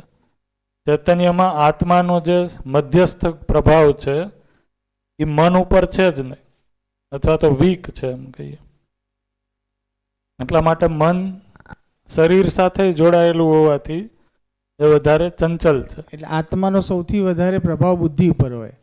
એટલે આત્માને જો મન સુધીથી કંઈ સિગ્નલ પહોંચાડવું છે તો વાયા બુદ્ધિ ચિત્ત વૃત્તિ મન થકી ત્યાંથી જ આવશે. એટલે આત્મબળ મજબૂત હોય તો એ બધું એલાઇન થાય. હા. એલાઇન થાય તો એને દર્શનની ભાષામાં માનવ વ્યવહાર દર્શનમાં લખ્યું છે, જ્યારે આત્મામાં છે એ અનુભવ થાય છે ત્યારે સમગ્ર જીવન એ આત્માના પ્રકાશમાં છે એ રસાનુભૂત થઈ જાય છે. હા, આના માટે શબ્દો આપ્યા છે કાવ્યાત્મક, કે અહીંયા છે એ આહલાદ છે, અહીંયા છે એ રીતના 4-5 શબ્દો એ આપ્યા છે. આપ્લાવિત થઈ જાય છે. આપ્લાવિત એટલે શું? ફિઝિક્સમાં છે એ આપ્લાવનનો નિયમ આવે છે. તો જીવન છે એ પોતાનામાં લાઇટ થઈ જાય છે. હા, ઉર્ધ્વ લાઇટ લાગવા માંડે છે, હલકું લાગવા માંડે છે. તમને કાલે લાગતું હતું એવું. જેટલું તમે અહીંયાથી જીવો છો એમ છે એ ભારી લાગે છે, બોધ સ્વરૂપ લાગે છે. અહીંયાથી ઉપર ગયા થોડુંક છે એ મુક્ત થયા. એ રીતના આપણી ગતિ અહીંયાથી થાય છે તો એ મુક્ત જોવા મળે છે. તો આમાં છે એ 2 વસ્તુ પહેલા હું કહેવા માંગુ છું, પછી ગિરીશભાઈ છે એમાં એડ કરે જે અહીંયા મૂકવાનું હતું. એ પહેલા તો આ જે સંકલ્પના આખી છે એ દર્શનની છે, નાગરાજજીની છે. એના ઉપર છે એ મને વિશ્વાસ છે, અને જેટલું સ્મૃતિમાં છે એના આધારે આ વસ્તુ પ્રસ્તુત છે. આ કોઈ સ્વત્વ થઈ ગયું, આ વસ્તુને મેં સમજી લીધી, મારા અનુભવમાં આવી ગઈ એવું તો છે જ નહીં. પણ આની ઉપર છે એ વિશ્વાસ બને છે, લોજિકલી એ સમજમાં આવે છે. પણ જે ક્રમમાંથી હું પાસ થયો તો એમાં જે ભાવેશભાઈએ કીધું એમ કે નિરપેક્ષ ઉર્જા એ ઉર્જાનું સ્વરૂપ છે, એના ઉપર વિશ્વાસ બનતા એક વાર લાગે છે. અને એ વાર કઈ છે? એ આની જ છે કે જ્યાં સુધી હું અહીંયાથી વધારે તંત્રિત છું તો મારું ધ્યાન છે એ સાપેક્ષ ઉર્જા ઉપર જ છે, એને હું સમજી શકીશ. જો હું અહીંયાથી તંત્રિત થાઈશ અથવા હું અહીંયાથી તંત્રિત થાઈશ તો આનું કોઈ અનુમાન બનશે, એના ઉપર વિશ્વાસ છે એ ગહેરાશે.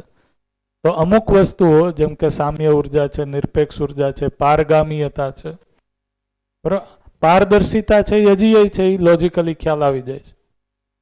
મારા અને તમારા વચ્ચે છે એ પારદર્શિતા છે એ વસ્તુ ખ્યાલ આવે છે. પણ પારગામીયતા હજી આની ઉપર છે એ વધારે ધ્યાન નથી આપ્યું. બરાબર, જેમ કે મેં તમને કીધું કે જ્યાં આ પરમાણુ અંશ છે એને અહીંયા છે એ વ્યાપક તો છે જ. તો એ પારગીય, એને કીધું પારગામીયતા. તો એ છે એ તરત જ ધ્યાનમાં આવતી નથી. બરોબર, કારણ કે એ કલ્પનાશીલતાપૂર્વક પકડાય એવી વસ્તુ નથી.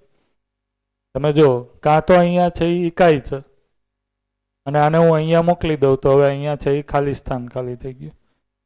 પણ અહીંયા છે ઇકાઈ, તો ઇકાઈ જ્યાં છે અહીંયા હરેક સ્થાન ઉપર વ્યાપક તો છે જ. કલ્પનાપૂર્વક એને,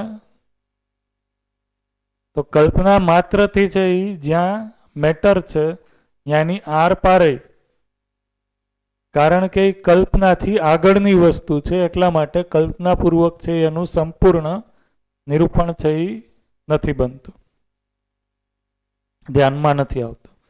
પણ જે રીતના છે એ મેં તમને કીધું એમ, આ મારી અંદર જે અનુભવ એટલે આ અનુભવને એક્સપિરિયન્સ વાળો અનુભવ કહું છું, એના આધારે છે એ એની ઉપર વિશ્વાસ બને છે. તો એ કોઈ સ્થિતિ આપણી અહીંયા હશે તો એ વિશ્વાસ છે એ આપણે જે નિરપેક્ષતા છે અથવા તો પારગામીયતા છે એના માટેનું અનુમાન બનતું જાય છે કે આ હોઈ શકે.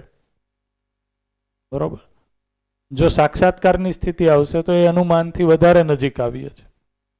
તો એને જીવન ક્રિયામાં આ રીતના કીધું કે બુદ્ધિમાં જે બોધ થાય છે એમાં જે ઓલું 0.1% બાકી રહે છે એ આત્મામાં શું થાય છે? તો એ આત્મામાં અનુભવમાં પારગામીયતા છે, ઉર્જા સંપન્નતા છે, એ વસ્તુ છે એ પૂરી થાય છે.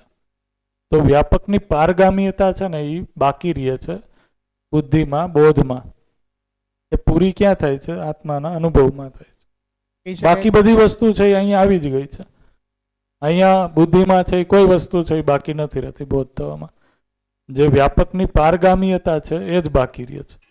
પારદર્શિતા એ અત્યારથી જ કલ્પનામાં આવી જાય છે. એના માટે છે એ કોઈ વધારે એફર્ટ લગાડવાની જરૂર નથી પડતી. શું કહેતા હતા? યસ. આ બસ પારદર્શિતા 4.5 ક્રિયા સુધીથી અને મતલબ આગળ બી તો છે જ, હા, પણ વધારે એનો પ્રભાવ જે ખરો એ 4.5 ક્રિયામાં છે, અને પારગામી જે ખરો ને એ પછી બાકીની જે 5.5 ક્રિયાઓ છે એની અંદર ત્યાં પારગામીયતા ખ્યાલ આવે છે. આર પાર ને 5.5 ક્રિયામાં નહીં, આત્મામાં જ છે પારગામીયતાની. આત્મામાં જ પારગામીયતા. બોલો. વ્યાપક છે એ આપણા શરીરમાં ડૂબા ભેગા છે એટલે પારગમ્યતા છે. એટલે કોષમાં પણ એક સિંગલ કોષ લેવામાં આવે એમાં પણ ડૂબા ભેગા છે. એ રીતે કહી શકાય કે જો જરાક બી કંઈક ખરોજ આવે તરત જ એનું પુષ્ટિ થાય છે, તરત નવો કોષ બની જાય છે. તો એવું એક ઉદાહરણ એમને આપ્યું હતું સોમભૈયાએ, રાઈટ, પારગમ્યતાનું. રાઈટ, બરોબર છે. એ નવો કોષ બનવાનું કારણ એને ઉર્જા ક્યાંથી મળી? તો આમાંથી મળી. તો ઉર્જા છે એ હરેક જગ્યાએ ઉપલબ્ધ જ છે, સર્વત્ર ઉપલબ્ધ જ છે. એ નિરપેક્ષ ઉર્જા છે. આ નિરપેક્ષ ઉર્જાને ટેપ કરવાનું કામ કોણ કરે છે? ચૈતન્ય. ચૈતન્ય પરમાણુ છે એની અંદર જે મધ્યાંશ છે એ છે એને ટેપ કરી શકે છે. ટેપ કરી અને પછી ટેપ શબ્દ સમજાણો ને? ટેપ એટલે શું? તો કે એને ઓળખવું, પહેચાનવું, ગ્રહણ કરવું એ ચૈતન્ય કરી શકશે. કોઈ ભૌતિક એની ઓળખાણ છે વ્યાપકની સંપૂર્ણ એ ચૈતન્યમાં થાય છે કે આ ઉર્જા સ્વરૂપ છે. આ જ ચૈતન્ય છે એ માનવ શરીર સાથે ભળી અને સાપેક્ષ ઉર્જાનું પ્રકટન કરે છે. જેટલી પણ સાપેક્ષ ઉર્જાનો શોધ છે એ માનવ શરીર દ્વારા જ થાય છે. અત્યારે હું સિમ્પલ આ કહું કે આ વસ્તુને અહીંયાથી આમ લઈ ગયો તો આ સાપેક્ષ ઉર્જા છે એ હું લઈ ગયો, પણ મારી અંદર આશા વિચાર ઈચ્છા ના કારણે આ થયું. જે કોનું એક્સપ્રેશન છે? વ્યાપકનું એક્સપ્રેશન છે. તો આ રીતના છે એ નિરપેક્ષ ઉર્જા સાપેક્ષ ઉર્જા સુધી પહોંચે છે.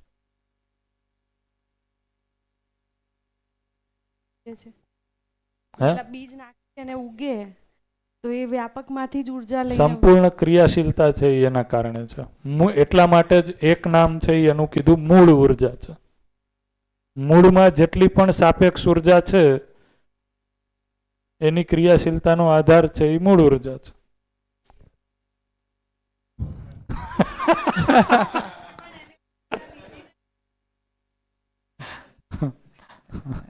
બોલો. નામ કહી દો બધા. એક એક હા, કઈક લખતા પૂછે છે જાય. ભાવેશભાઈ, પાછું 1 મિનિટ.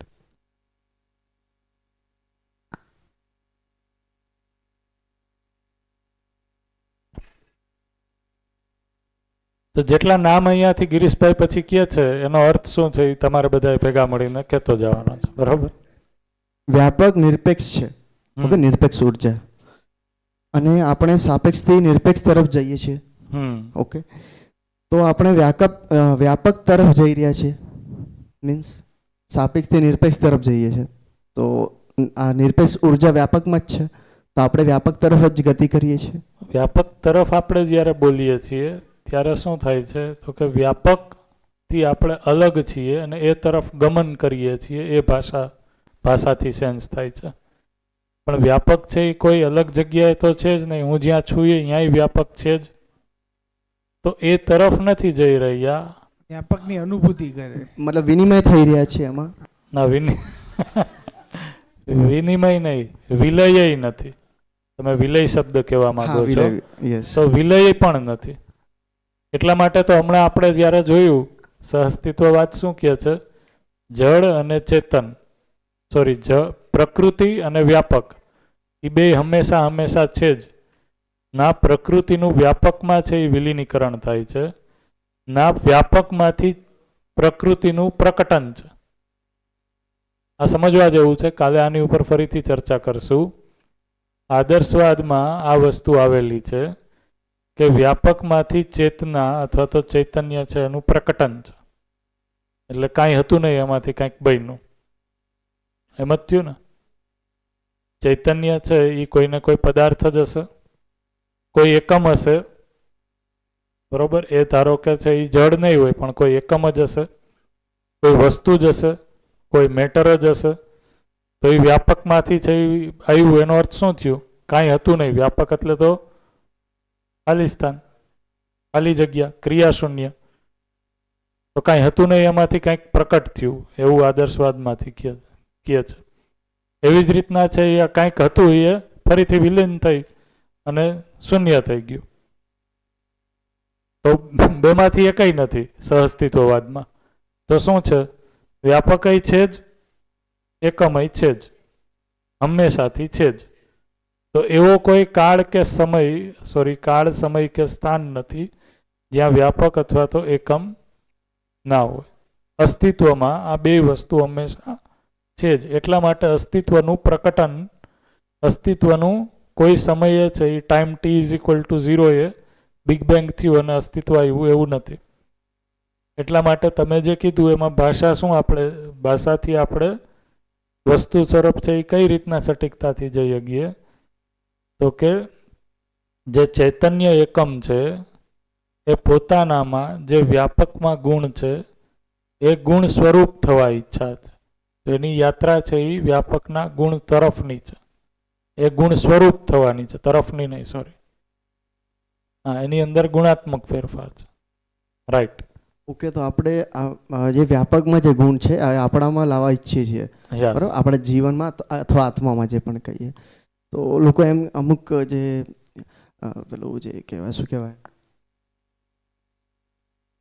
આદર્શવાદ. હા, આદર્શવાદ. તો આદર્શવાદમાં જે કહેતા હોય છે કે ઈશ્વર જેવા બનવું, કે એના ગુણ આપણામાં લાવીને આપણે ઈશ્વર બનીએ. હા, એ રીતનું થોડું આમાં એ રીતનું. યસ. પણ ઈશ્વરની પરિકલ્પના અહીંયા અલગ છે, પણ ચાહના તો એવી જ છે બનવાની. રાઈટ, બરોબર છે. એટલા માટે એક નામ આનું ઈશ્વરે આપ્યું છે. ઈશ્વર. તો એક ઈશ્વર તમે કહી દો તો એ હું લખી નાખું. ઈશ્વર. તો ઈશ્વર કઈ રીતના, કોણ સમજાવશે? બધું ઐશ્વર્ય એમાં છે. મતલબ ઐશ્વર્ય એટલે બધી પ્રકૃતિ હા, પ્રકટનશીલ છે, ઉત્સવશીલ છે, અને એ વ્યાપકની અંદર છે. એટલે વ્યાપકની અંદર બધી ઐશ્વર્ય એટલે બધા જ એકમો, ઇકાઈઓ. એટલા માટે એક નામ એનું શું છે? ઐશ્વર્ય. ઐશ્વર્ય પણ છે, ઈશ્વર છે. સોરી, ઐશ્વર્ય એટલે સૌંદર્યતા, એવો શબ્દ. મતલબ ઐશ્વર્ય નથી કહેતા, ઐશ્વર્ય. હા. ઘણા શબ્દો. એક નિરાકાર છે એનું નામ, નિરાકાર. હા, તમે કંઈક હજી કયો છો, બોલો. તો આદર્શવાદમાં જેમ ઈશ્વરના અલગ અલગ નામ આપે છે કે આ ઈશ્વર છે, આ તે, તો આપણામાં ઈશ્વરને કોઈ આપણે નામ તો આપી નથી. કોણ છે, શું છે ઈશ્વર? ઈશ્વર છે એ વસ્તુ સ્વરૂપે આ ખાલી સ્થાન છે. હા, ખાલી સ્થાન છે. જે વ્યાપક છે એ જ ઈશ્વર. તો વ્યાપક છે એ જ ઈશ્વર છે, અને આપણે વ્યાપકના અંદર છીએ બધા, બરાબર? તો વ્યાપક ક્યાંના અંદર છે? વ્યાપક છે એ અસીમ છે, એટલે કોઈના અંદર નથી. વ્યાપક છે એની કોઈ સીમા જ નથી, એટલે એને કોઈની અંદર પૂરી અગાશે તો એના હોય, એની અંદર હોય. એટલા માટે એ કોઈની અંદર નથી. એટલે વ્યાપક એ પોતાનામાં એવી વાસ્તવિકતા છે જેને આપણે કોઈ ક્રિયાના એટ્રીબ્યુટથી સમજાવવાની ટ્રાય કરશું તો એ નહીં થાય. એટલા માટે જ તો ભાષા આપણે જ્યારે કરીએ છીએ તો આપણી મોટાભાગની ભાષા છે એ ક્રિયા સાથે જોડાયેલી છે. વ્યાપક છે એ પોતાનામાં કોઈ ક્રિયા છે જ નહીં. એટલે તમે જો એના માટે જે શબ્દો યુઝ કર્યા છે એ જે આ ક્રિયા નથી એ પૂર્વકથી આપણે યુઝ કર્યા છે. જેમ કે એકમ છે એની ક્રિયા, એ ક્રિયા છે તો ક્રિયા છે તો એની સીમા છે, તો જેની કોઈ સીમા નથી એના માટે વ્યાપક શબ્દ કીધો. તો આમાં જે નથી એ કરીને છે એ આપણે વ્યાપકને અમુક શબ્દો એવાય છે જે પોતાનામાં નિરપેક્ષય હોય, ક્રિયા સાથે જોડાયેલા ન હોય. તો વ્યાપકને ઇન શોર્ટ કોઈની અંદર વ્યાપક પૂરવાનો નથી. કોઈ પણ ઇકાઈમાં વ્યાપક છે, ઇકાઈની બારેય વ્યાપક છે અને આર પારે છે. એટલે ઈશ્વરમાં કણ કણ છે એ શબ્દ, કણ કણમાં ઈશ્વર કે ઈશ્વરમાં કણ કણ? બેય છે. હા, એટલે બંને છે. પણ હમ કણ કણમાં ઈશ્વર બોલીએ છીએ ને તો એની સીમા જેવું ફીલ થાય. એની સીમા છે. હા, પણ ઈશ્વરમાં કણ કણ છે તો એની કોઈ સીમા નથી. બરાબર છે. એટલે કણ કણમાં ઈશ્વર બી છે, કારણ કે અંદર બહાર બધે જ છે. બધે છે જ. મતલબ મન છે તો મનની પણ આર પાર છે જ, છે જ. વૃત્તિની આર પાર છે જ, દરેક અંશની આર પાર છે જ. શું કહો છો કનૈયાભાઈ? બંને શબ્દ હવે સમય થયો બોલી જાઉં. નિરાકાર, બરાબર ને? પછી અખંડ. તો નિરાકાર એટલા માટે છે કારણ કે એની સીમા નથી. સીમા હોય એનો કોઈ આકાર હોય. એવી જ રીતના અખંડ. પછી અપ્રભાવિત. અપ્રભાવિત. શૂન્ય. શૂન્ય. પૂર્ણ. પૂર્ણ.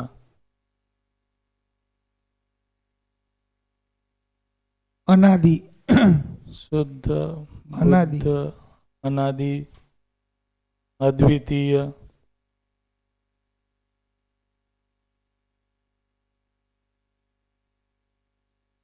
અનન્ય. અવિનાશી. અલ્લાહ. અલ્લાહ. હા, પરમાત્મા આવશે. યસ. પરમાત્મા પણ આવશે. ઈશ્વર આવશે, લખી નાખ્યું. ના, ઈશુ તો નામ છે. મહાકારણ. મહાકારણ.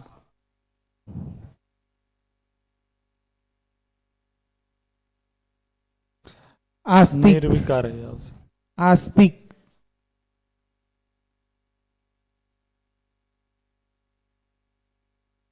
શું કીધું? આસ્તિક. આ સમજાવવું પડશે હો કાલે બધાએ. પછી અજન્મા છે.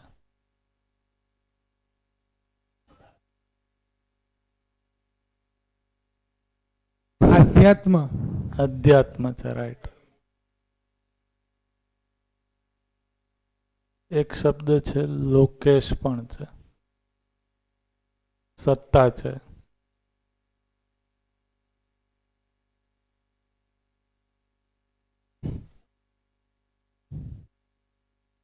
શૂન્ય લખી નાખ્યું એટલા માટે.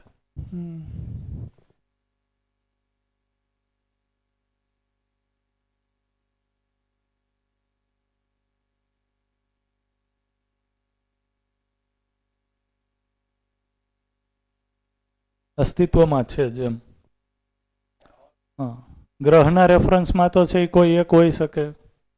પદાર્થાવસ્થામાં એ 118 છે કોઈ એક કે બે જ હોય, જેમ કે સૂર્ય. પણ અસ્તિત્વમાં તો આ બધી જ વસ્તુ. તો અસ્તિત્વના રેફરન્સમાં છે આ બે વસ્તુ છે જ. હરેક વસ્તુ, હરેક અવસ્થા જે ક્રમમાં છે એ બધાય ક્રમ અસ્તિત્વમાં નિત્ય વર્તમાન છે જ.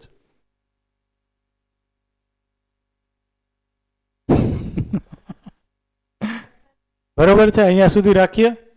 બરોબર, સમય થઈ ગયો છે. બધા લોકોએ ખૂબ સરસ ધ્યાન આપીને સાંભળ્યું. કાલે છે એ આપણે અહીંયાથી પાછું કન્ટિન્યુ કરીએ.